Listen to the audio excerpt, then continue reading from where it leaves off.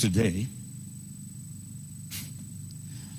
I went with a team of pastors to see the president. And we had a long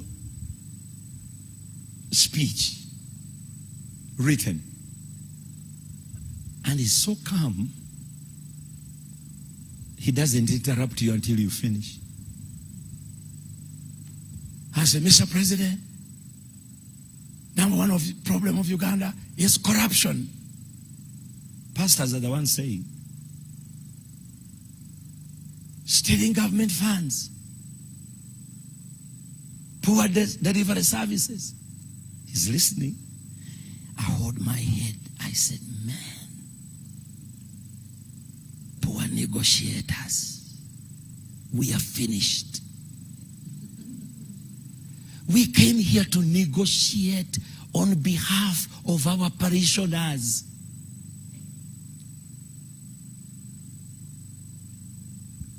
And you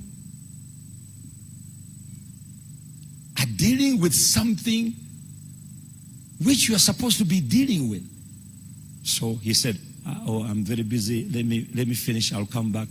Let them give you lunch. I've got a foreign delegation. I need to see them, and they go, I'll come back to you. So we went for lunch. I said, guys, you've killed us. Before we even talk about anything, we are finished. This is finished what? We need to talk about these things because that's what the public say. I say, you are in trouble. They say, why? I say, I'm telling you, I am not him. I've not shared notes with him, but he's going to come back, and this is what he's going to say. Give me 5 or 10 corrupt officials that you know that they are corrupt. So prepare them. They all looked at him like this. And that's exactly what he did. And all of us with our titles, bishop, archbishop, none of us could point out anybody. And he said, and the people you are talking about, your members in your churches, if you know them, they're the ministers. They come to your churches. They come to your mosques. Why don't you point them out? Why don't you tell them to stop stealing government funds?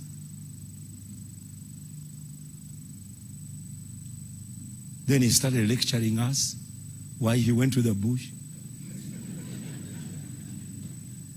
We came out with nothing.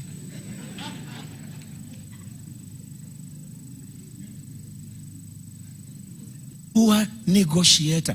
A thief on the cross. A thief on the cross. Or two.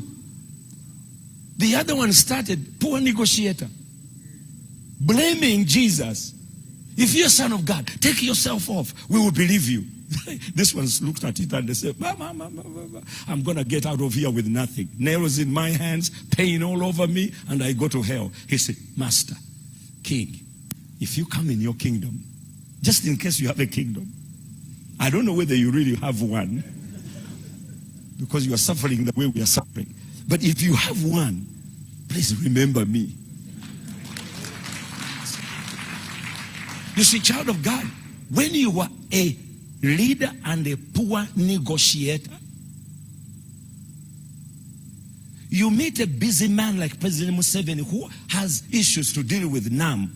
You know, before we used to have access to him. You could invite him on any function and he could come. But he's a chairman of NAM, Global South, 131 countries. Presidents are calling him every single day. The other day, he called me. He called me. Had invited Paula White. And we just come out of Benny Hinn, and I know him, so I wrote him a detail, and the letter had not reached him. So he called me. He said, I'm spying on you. 6 in the morning. President Museveni called me 6 in the morning to tell me about Paula White, she's coming. He said, the other man over there has called me that his pastor is coming here. Are you hosting this lady? I said, yes, sir. He said, do you know that this is a very important person? So we'll help you on security. We'll help you on these other things. So you do other things, we'll handle this. I said, thank you, sir. But why didn't you? I said, sir, I was writing you a whole detail. He said, oh, okay. Did you tell Mama? I said, not yet. He said, okay, I will tell her. Listen, he has no time, sir, to solve your problem of a grade 3 clinic in your constituency.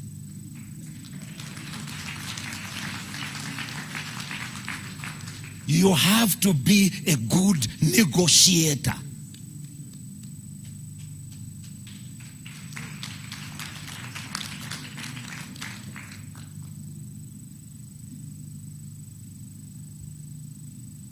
Mr. President, they are taking our land. Okay, who is taking it? Our uncle. What's his name? Robert Kayanja. Where does he go to church? Blood and fire.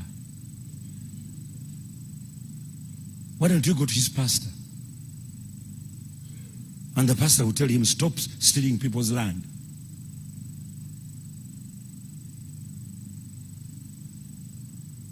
You have to be a good negotiator.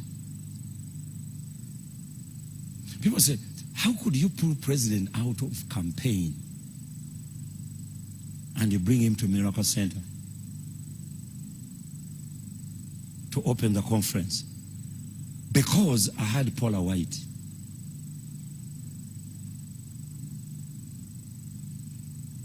And so he had to move State House at Miracle Center. Good negotiation.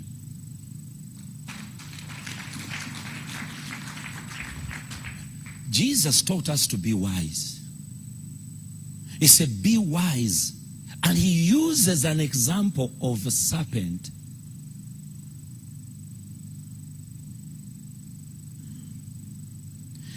I don't know why, of all animals, the serpent welcomed the devil. The lion was there, the giraffe was there. But when the devil landed, the serpent said, whoa, you can fly? Me, I'm crawling. Can you help me fly? In other words, good negotiations are done by 3 things. Number 1, you must always have something. Before you ask me to help you, you must have something with you.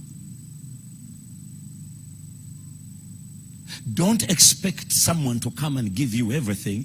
What do you have? Even Moses, to deliver the children of Israel, God said, what do you have in your hand? Remember we talked about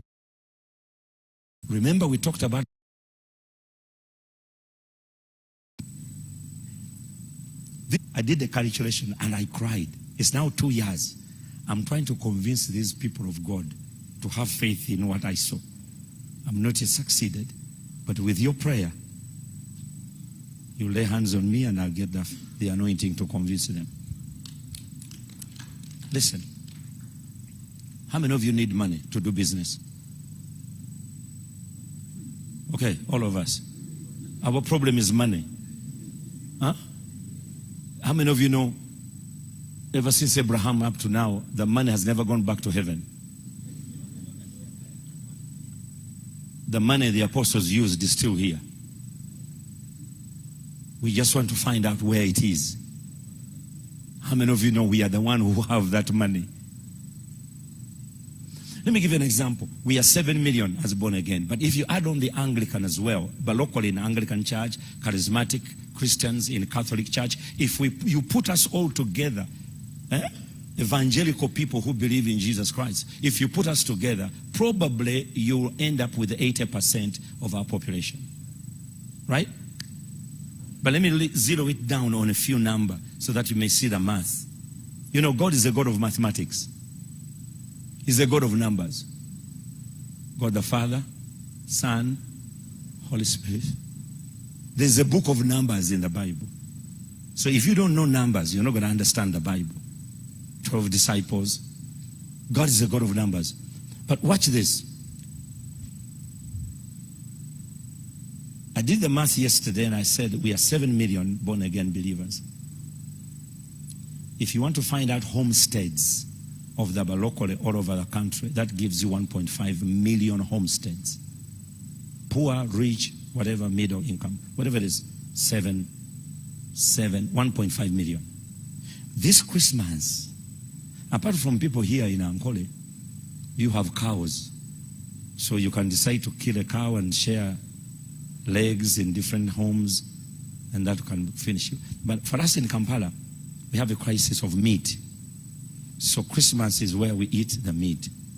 I told the people yesterday, I said we have a story of Chintu. Chintu had a cow, and then Chintu, the wife he married, she had a chicken and obulo, which means she was a Westerner. Now, I don't know how things switched, that Ankole ended up with the cows and Baganda ended up with chicken. I don't understand that.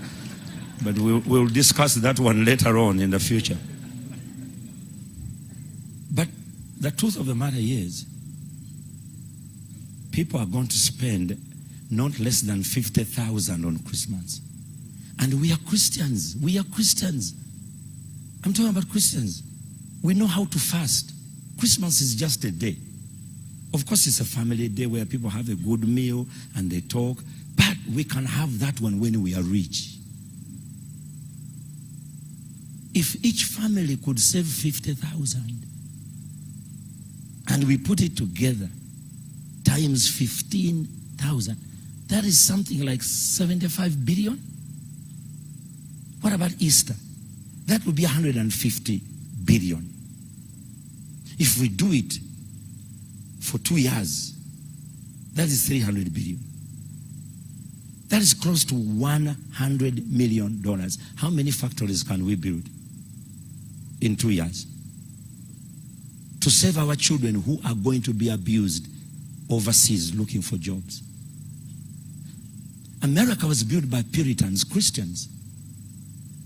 What is our contribution as Christians in this country?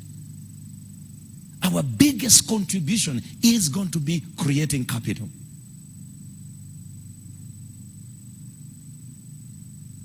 Creating capital. Creating capital. We heard that the Muslims are coming with interest-free money. Where did they get that interest-free money? They must be doing exactly the same thing. Brothers and sisters, for us in the country of Uganda to have children who are not going to school, when there is UPE and USE, for us to have children who have nothing to do. I told the president the other day, I said, Mr. President, we have to go back to history. You know, on my farm, I met a lady who lost her husband, and the family kicked her out. But they were herds people. They were herders, Palaro. So she has a boy and 2 girls. And so she said, we are no longer going to school. We've been kicked away where we used to stay. They have taken all the cows. I don't know where to go, but you're a man of God, help me. So I said, you can come to the farm. But the kids let them go to school. And so she started working, and she was, because I had the young people had taken care of the cows, then she could graze the sheep. And she did a good job. But one day she was sick. She could not come. So she sent her 7-year-old son to replace her until she recovers. So I come to the farm and I see this little kid, and I said, who is this kid? Get him out, he's going to be injured by animals. And the boy said, no, I know how to do this. And I can also take your heifers, because they are here, they have been in the paddock, they have not been fed. My mom is coming back next week, but can I also take care of this? I graze that together. I can take the heifer and the sheep. I said, you can? I said, no, this animal is going to hurt you. He said, no, I will manage them. This little kid took about 60 heifers with a sheep, grazed them, brought them back. I said, I know even how to milk cows. I said, huh? I said, okay, you're on holiday now, but you have to be in school. Promise me. He said, yes. I was so amazed. So our animals started getting sick, and the little boy knew the diseases. He knew the disease. He didn't know what medicine to use, but he knew the diseases. I said, who taught you this? So I shared it with Mosey. I said, why do we waste these people's time who already know the diseases of animals? Why don't we create a class for them to just teach them what medicine to use on these animals? Because their lives are there. Of course, now he's at university, he's studying, and he wants to be a vet. And he's actually studying to be a vet. So I said, I'll take care of you, but also let Mama always settle. She cannot handle these young men around the farm. So I've gotten them a little piece of land, give them some cows. I said, keep your kids, raise them, they're going to be great. But in holidays, he come and work at the farm, the young man. Listen, we have people who already know the problem. You're not empowering them. But that's not the work of the president. That's the work of the community.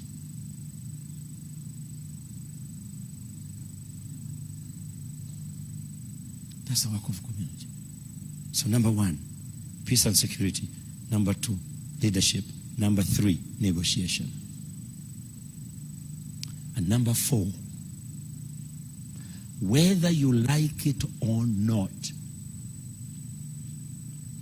whether you like it or not, work. Work. Jesus said, my Father is doing what? He's working. And I'm also working. So if he's working, we're all looking for jobs. There are no more jobs. Even God himself had only one job in the Bible. He has several Josephs. He has several Marys, but only one job. We should stop looking for jobs and create work. That's what China has done. That's what America has done. That's what everybody has done. They are creating work for the people. They are creating work. Government cannot employ all of us, even if they want to. That's why for us to demand them to employ us more, that's why they're taxing us more. We need to create work. And work is all around us. Work is all around us. Because whether you like it or not, Honorable, this is work. This is work. This is work. Not jobs. This is work. Whether we like it or not, the clothes I'm wearing is work. I went to Ethiopia. Ethiopia does not, of course they have more cows, they have 18 million. For us we have about 8.5 million heads of cattle. But they are now the leading producer of leather products in Africa. How can we be the cattle corridor and we don't have a tannery factory here? Lack of capital. What is the capital? You have it. In this room, there is $1 billion shillings, if I can submit to you. If each one of us here was to contribute, we can today raise $1 billion shillings. Today. All of you are loaded with money. I see it on your earrings. I see it on your shirts you are wearing. I see we are investing in the wrong things. We are investing, instead of sitting together in this room and we say this year, let us create a factory How many are we? 200. How much money do they? $2 million. Each one of us bring $1,000. We have 6 months, and we create a factory where our sons and daughters will work. Money is available. One of the things I'm so grateful to the government of Uganda, they have created an atmosphere where foreigners are thriving and we are not. Because we think they favor the foreigners. No, the foreigners have realized there is no country in Africa where you can come and invest and take your money. Uganda has rules and regulations better than Europe, better than anybody else. Uganda is a liberalized economy. I'm telling you, when you come with $1 million in Ethiopia, you cannot take back out any dollar out. They don't allow export of foreign exchange. Kenya is restricted. Rwanda is worse. Congo, they don't even know what to do. Uganda, you can come here, start your business and do business and nobody will bother you. Ugandans go to buy things in China with cash in their bags and they don't take 1,000 shillings. We should be grateful for a government that is foresighted, that is already realizing that the only way you can attract foreign investors is to give them liberalized systems. We are the only country in the region that can succeed. South Africa is restricted. Egypt is restricted. Ethiopia is restricted. Ugandans, we need to take advantage of what we have. Today, one of the ministers come to my church. She is the Minister of State for Minerals. She told us that the minerals Uganda have are incredible, but Ugandans are not taking advantage of it. Okay, let's come back. If you don't want to start a factory, at least raise $2 million, buy equipment, and you go and you become miners of gold, of copper, of tin, of steel. At least participate somewhere. This is a season of wealth creation. God said he'll give you power to create wealth. That's what he said, Deuteronomy 28. He said, remember the Lord your God. It's he who gives thee power to create wealth. We are wealth creator the moment you're a Christian. And God takes it furthermore, and he said, you shall lend nations and never what?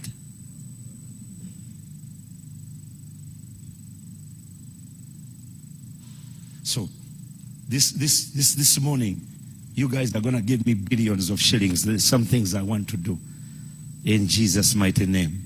How many of you believe you are rich? How many of you believe you're going to become rich? Poverty is not next door to hell.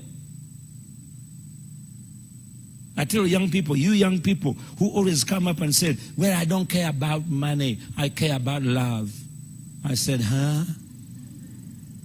No money, no honey. Heaven is, roads are overlaid with gold. You see, that's what I told you. We need work. And number 5, we need faith. We need faith. We need faith. Faith in God, faith in each other, faith in country. We need to have faith in our country. We need to have faith in one another. You know, child of God, whether you like it or not, your partner may not be exactly near you or around you. It may be somebody else. It may be someone from somewhere else.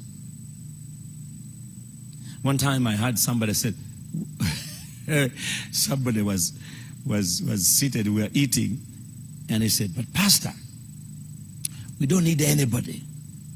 We can do it ourselves. And I looked at him and said, thank you for making this plate and the fork. He said, huh? I said, you say you can do it on your own? Somebody made the plate you are sitting on. I mean, you are eating. The chair somebody else did it. You can't do things on your own. You need partners. And the good thing faith does, it gives you ability to partner with someone. You partner with God. You partner with your fellow man. You partner with anybody who's willing. You know, faith is not just to make you religious freak. No, without faith, you can't please God. And when God is not pleased, there's nothing you can do. God is pleased with us. Emmanuel, God with us. Tell the person next to you, I may not look like God. I may not even smell godly, but God is with me.